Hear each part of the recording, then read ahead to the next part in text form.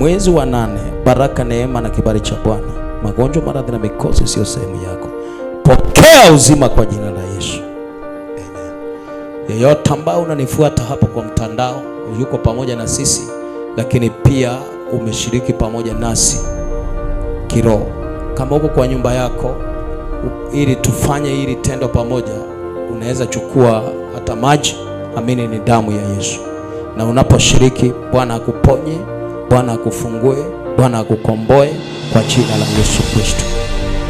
Na pia unaweza toa sadaka yako. Kuna njia ya kutoa sadaka hapo, na Bwana atakubariki kwa jina la Yesu. Usimama juu kwa mwili wako mahali pale umekaa, usitoke hapo. Ninakutabiria kwa jina la Yesu, mwezi wa 8 hapo kwenye mtandao utakuwa ni mwezi wa baraka, utakuwa ni mwezi wa neema, utakuwa ni mwezi wa kibali kwako. Na unapoamini pale ulipo, pokea kwa jina la Yesu. Pokea uzima kwa jina la Yesu. Afya kwa jina la Yesu. Utatembea na neema ya Mungu, utatembea na kibali cha Mungu, utatembea na ushindi wa Mungu. Ni wewe ninazungumzia ya kwamba kuna kitu Mungu atatenda mwaka huu kwa maisha yako, na utaona surprise. Na hiyo ipokee mara moja, ipokee mara moja, ipokee mara moja, ipokee mara moja.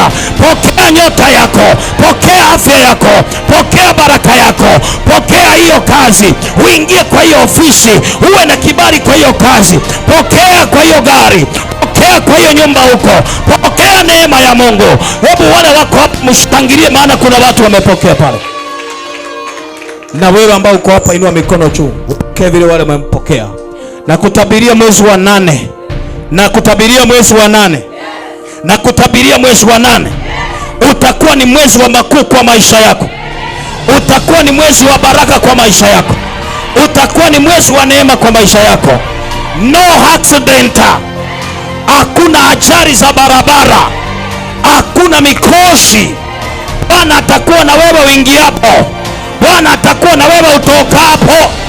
Amina yako imeanza kurara. Bwana atakuwa na wewe urarapo. Yeyote aliye kinyume na maisha yako mwezi huu, Bwana anaenda kuaibisha maadui wako.